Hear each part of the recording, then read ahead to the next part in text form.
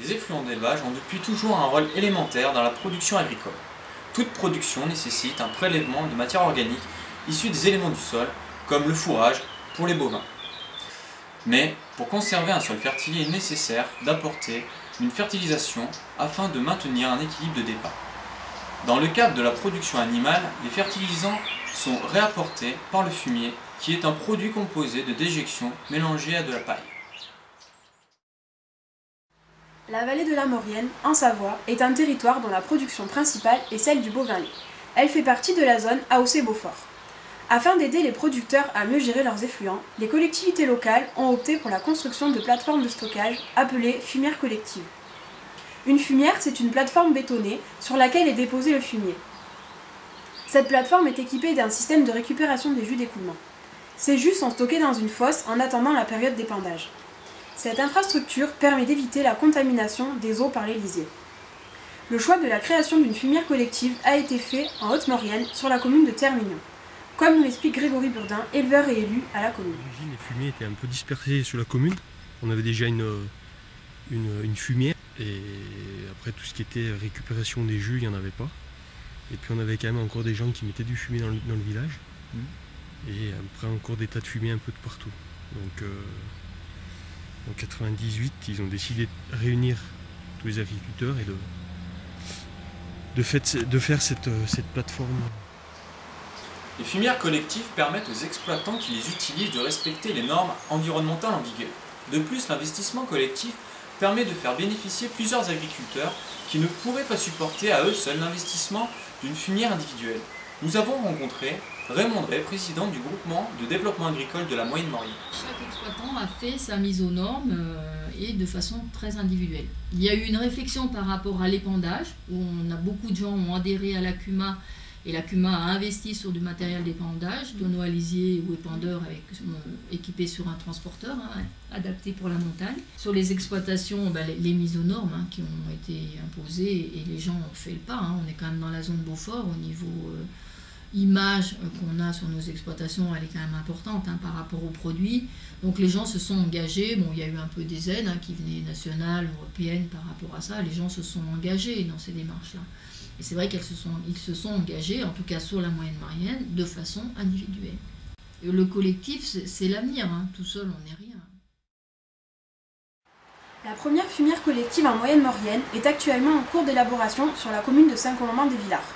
C'est un projet innovant car il associe une plateforme de stockage à une unité de compostage. Le compost est un produit stabilisé, hygiénique, semblable à un terreau. Le compostage permet de valoriser le fumier, comme nous l'explique Claire Millard, technicienne à la Chambre d'agriculture de Savoie. Le compost, c'est fabriqué à partir du fumier. C'est un produit qui a subi une fermentation aérobie, donc avec de l'oxygène. Idéalement, on le retourne une fois avec un retourneur d'andin à 3 semaines d'intervalle environ. Et c'est donc un processus qui permet d'augmenter la température, donc plus de 50 degrés pendant 6 semaines. Il n'y a plus de mauvaises herbes ni de germes pathogènes dedans. Le compostage permet entre autres de réduire les volumes de fumier de départ, entre 30 et 50% de volume en moins. Donc pour les exploitants pour lesquels les parcelles d'épandage sont loin, ça leur permet de faire moins de route avec le compost et de gagner du temps sur l'épandage. Il y a du compostage dans les basses vallées de Savoie, que ce soit sur l'Avant-Pays ou sur la Combe de Savoie, qui se fait au champ. Donc c'est du fumier pailleux qui est stocké au champ et composté au champ avant d'être répandu sur les parcelles. En montagne, c'est souvent plus difficile de faire comme ça parce que les exploitants ont moins de surface pour mettre un tas de fumier au champ. C'est souvent trop pentu pour que la machine puisse accéder pour faire le compost. Et aussi, c'est souvent le fumier est pas assez pailleux pour être mis au champ. Le compost, il va être très adapté sur les prairies parce qu'il est hygiénisé, parce qu'il se décompose rapidement sur la prairie. Il n'y a pas d'odeur, donc au niveau des nuisances olfactives par rapport aux riverains, ça ne pose pas de problème. Et puis il a une action plus lente au niveau fertilisant, donc qui est bien adapté aux prairies et notamment à la diversité des espèces des prairies, notamment les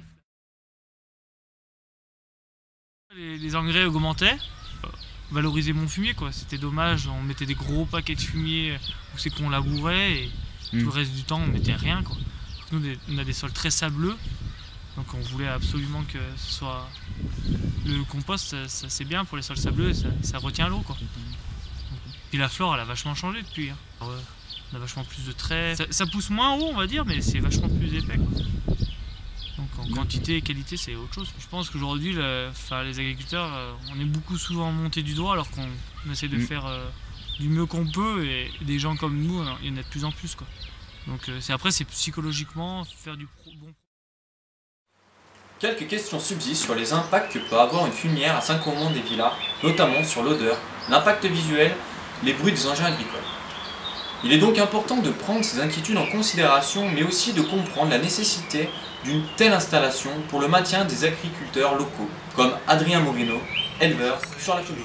Le 1er mars 2009, j'élève des tarines et 2-3 abondances, sauf que c'est pour faire du lait pour l'AOC Beaufort.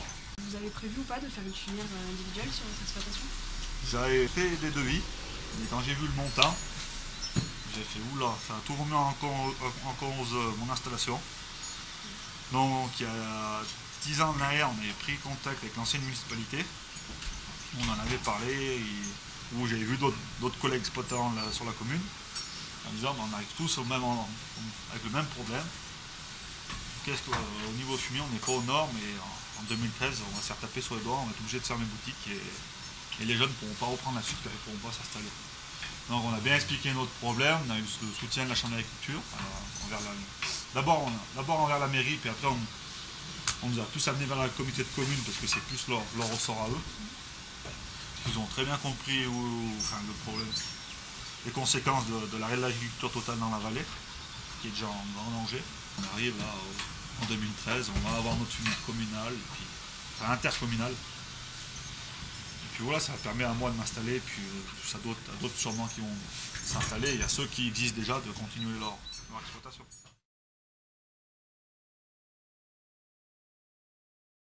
Alors nous, la communauté de communes et les élus, on a décidé d'investir dans une fumière collective, tout simplement parce qu'on a un maintien à faire, un maintien de l'agriculture. On a un maintien et un développement. Un maintien parce que, d'une part, les exploitations qu'on a aujourd'hui, c'est des exploitations vieillissantes, avec des gens qui sont proches de la retraite, ou des exploitants tenus par des gens qui le sont déjà à la retraite. Donc ils exercent encore leur petite activité. Et de la développer, c'est parce qu'aujourd'hui, on a au moins un jeune, alors c'est un, mais qui dit que demain ce ne sera pas 2 ou 3 qui veulent s'installer. Pour un jeune qui veut s'installer, même s'il y a des aides européennes, des aides de l'État qui existent, la collectivité doit participer. Et la collectivité participe à la gestion des effluents, donc la récupération des fumiers, et on a décidé de mettre tout ça en gros au même endroit, pour Saint-Alban et pour Saint-Comandant.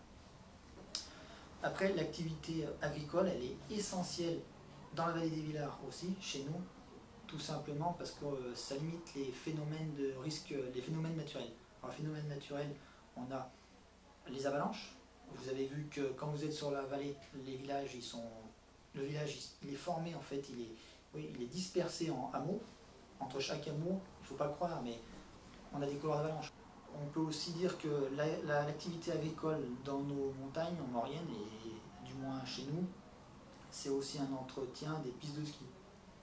Parce que si on compare le paysage aujourd'hui par rapport à il y a 40 ou 50 ans, sur des photos, on se rend compte que le paysage, il s'est très fermé. On a une association qui qualifie ce phénomène d'ailleurs de vague verte, on a la forêt qui avance, et l'agriculture, c'est aussi un moyen de freiner ce phénomène, de freiner cette vague verte par l'entretien des terrains, l'entretien du paysage.